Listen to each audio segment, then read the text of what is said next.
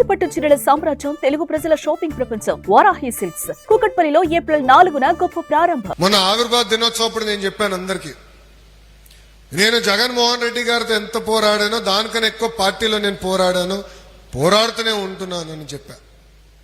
ఇది మళ్ళీ మీ అందరికి చెప్తున్నారంటే మన పార్టీకి ఉన్న అతిపెద్ద జబ్బు ఒకటి ఉందండి. అదేంటో తెలుసా? అలక. ఏంటది?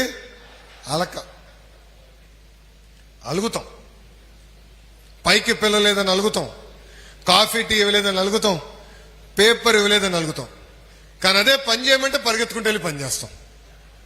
ఏనా? కరెక్ట్గా చెప్పండి. దానికి మనం ఫుల్ స్టాప్ పెట్టాలి రాబాయ్. మనందరం ఒక కుటుంబం. ఇంత పెద్ద కుటుంబం అన్నప్పుడు సమస్యలు ఉండకుండా పోతాయా? ఇప్పుడు మన ఇంట్లో నేను ఒక్కడినే, నాకు ఉండేది ఒక్కడే అంటే ఐదుగురు ఆలోచనలు ఉంటాయి. కంపల్సరీ నెలకు ఒకసారి మేము కూర్చుంటాం, అన్ని మాడతాం. దేవంశ్ కూడా కూర్చోవాల్సింది, ఆప్షన్ లేదు అడిగి. ఎందుకంటే చిన్న చిన్న మనస్పర్ధలు ఉంటాయి, కుటుంబం అన్నప్పుడు ఉంటాయి, అందరం మాడుకోవాలి. అందుకే ఇక్కడున్న నాయకుల్ని కార్యకర్తలందరినీ ఒకటి విషయం కోరుతున్నా, అలకకి ఫుల్ స్టాప్ పెట్టండి. ముందల మనం నమ్ముకున్న దానికోసం పోరాడాలి, తిరగాలి, లోకేష్ని నిలదీయాలి అవసరం అవుతాయి. కొల్లు రవీంద్రన్నను అడగాలి మన పని కోసం. ఏంటి ఇన్ఛార్జ్ దగ్గరికి ఎందుకే మా పని అవ్వలేదని అడగాలి. అంతేగాని ఇంటికి వెళ్ళి పడుకునేది ఆప్షన్ కాదు. ఎవరినా కానీ ఇంటికి వెళ్ళి పడుకుంటే కర్ర పట్టుకుని నేను వస్తారా భయ్. సో అలక్కకి ఫుల్ స్టాప్ పెట్టాడు. మన నియోజకవర్గం వచ్చేగల ఒక ప్రత్యేక పరిస్థితులు ఉన్నాయి. ఆనాడు చివరిలో ఒక నిర్ణయం తీసుకుని కూటమిలో భాగంగా ఈ సీటు, మన సీటు జనసేన పార్టీకి కూటమి ధర్మంలో ఇష్టం జరిగింది. మొన్న ఎన్నికల్లో 3 పార్టీలు కలిసికట్టుగా పోరాడినాయి, తెలుగుదేశం, జనసేన, భారతీయ జనతా పార్టీ. ఆనాడు 3 నాయకులు, ముగ్గురు అంటే మోడీ గారు, బాబు గారు, పవన్ అన్న కలిసి ప్రతిపక్ష ఓటు చీలకూడదు, ఇప్పటికీ రాష్ట్రం ప్రజలు చాలా నష్టపోయారు, అందుకే అందరం ఒక తాటిపైకి వచ్చి కలిసికట్టుగా పోరాడి మనం గెలుచుకుంటాం అని చెప్పారు. అందుకే 58% ఓట్లు కూటమికి వచ్చింది. వైకాపాకి 39% ఓట్లకు పడిపోయింది. దాంట్లో మన సీట్ కూటమికి. సమస్యలు ఉంటాయి, చిన్న కుటుంబం అన్నప్పుడు సమస్యలు ఉంటాయని చెప్పా. కూటమిలో చిన్న చిన్న ఉంటాయి ఇష్యూలు. ఫీల్డ్ అసిస్టెంట్ ఇష్యూ అవ్వచ్చు, రేషన్ దుకాణం ఇష్యూ అవ్వచ్చు, లేదంటే లోకల్ ఇష్యూస్ కావచ్చు. మిమ్మల్ని కలిసే ముందర ఉత్తమ కార్యకర్తలను కలిసా, వాళ్ళందరికీ ఒకటే చెప్పా, ప్రతి వెన్స్డే ఇన్ఛార్జ్ గారు అందుబాటులో ఉండాలి, ఆయన కలవాలి. లోకల్గా ఏం ఇష్యూలు వచ్చినా కంపల్సరీగా వెళ్ళి ఎమ్మెల్యే గారిని కలవాలి, ఎమ్మెల్యే గారితో మాట్లాడాలి. దానికి ఫుల్ స్టాప్ పెట్టాల్సిన బాధ్యత ఆయన పైన ఉంది.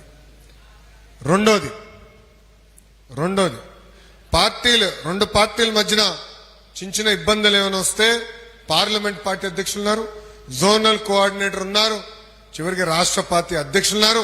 వాళ్ళకి నేను బాధ్యత పెట్టా ఆ సమస్యలు పరిష్కరించడానికి. అధికారులకు సంబంధించిన విషయం ఏమైనా ఉంటే ఇన్ఛార్జ్ మంత్రి గారు కొల్లు రవీంద్ర గారు ఉన్నారు, 15 రోజులకు ఒకసారి వస్తారు, 2 రోజులు ఈ జిల్లాలో ఉంటారు. మీ సమస్యల పరిష్కారం కాంది ఏమైనా ఉంటే ఇన్ఛార్జ్ మంత్రి గారిని కూడా కలవాలని కార్యకర్తలందరూ నేను కోరుతాం జరుగుతుంది. నేను చాలా స్పష్టంగా చెప్తున్నా,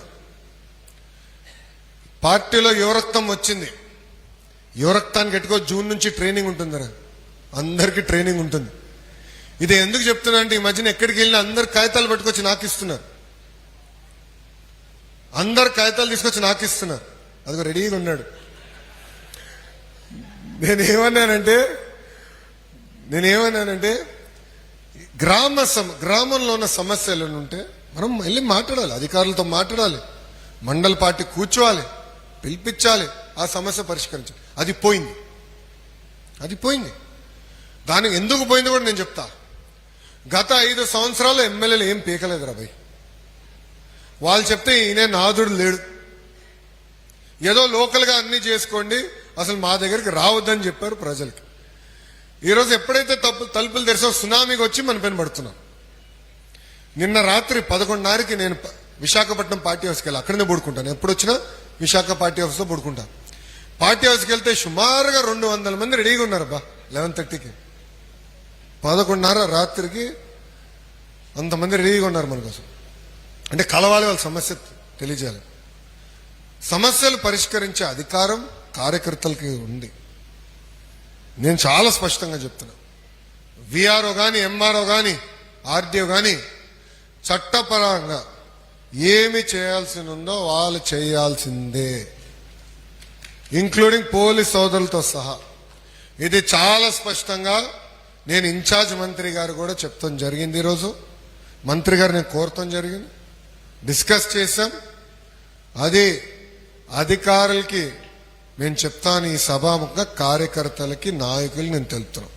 సుమన్ టీవీలో మీ పర్సనల్ అండ్ బిజినెస్ ప్రమోషన్స్ కోసం కింది నెంబర్కి కాంటాక్ట్ చేయండి.